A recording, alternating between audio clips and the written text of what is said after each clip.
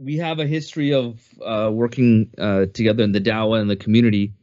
Have you any of your experience with the Dawah?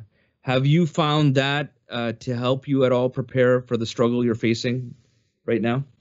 Oh yeah, alhamdulillah, for sure. I mean, I feel like the one thing you get when you do dawah is that the idea behind dawah is you're going and you trying to convince, like, the basic for me was always like trying to convince somebody of the beauty of Islam, right? And how amazing their religion is. And when you look you look through, like, if you put yourself as an individual in whatever context, there's two ways to look at it. It's like, why am I stuck in this situation? Why I'm in this pandemic? Why did Allah do this to me? That, and then the other way to look at it is, I'm in this. Allah put me here in this situation because that's what was the will of Allah subhanahu wa ta'ala. This is what I was meant to be here in this situation. What am I going to do in this situation?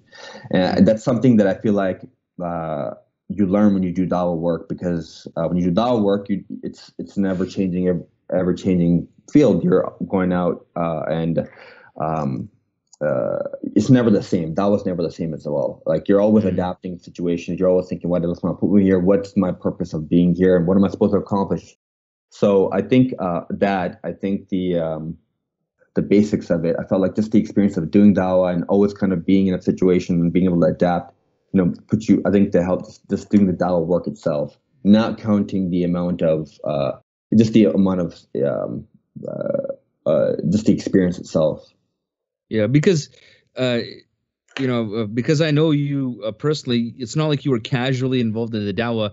We had some all-nighters. We had some times where, we're writing exams, we're putting on events, we're getting ready, like we're pulling an all-nighter. I don't know if you remember those late nights in the mix, and it's sometimes physically very demanding, mentally very demanding, emotionally, and it was no easy task for sure. And to be consistent on that, you really need to want to do it. You really need to have a strong why.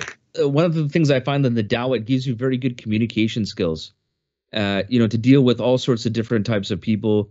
You deal with haters, right? People would deal with, like, and usually that hate comes from fear, right? So you learn to deal with people who have a lot of fears, and then you deal with people in all sorts of different levels and states of understanding. So have you found that some of those communication skills have helped you in your field at this time? Oh, alhamdulillah, for sure. So I think one of the great things of doing dawah is the leadership skills you learn. And so what happens in the healthcare setting, as a physician, you're the leader on the healthcare team. The healthcare team includes you, residents that work with you, interns that work with you. We don't have medical students in our facility right now, but medical students generally. You have your nurses, you have your nurse managers, you have respiratory therapists, you have just regular technicians, and they look to you for leadership.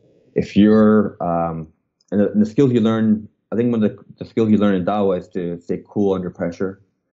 You always stay, especially with the haters that you talk about, so staying cool under pressure. Do I feel that the New York police are providing enough protection, or do I have to have protection of my own? I look for protection from Allah.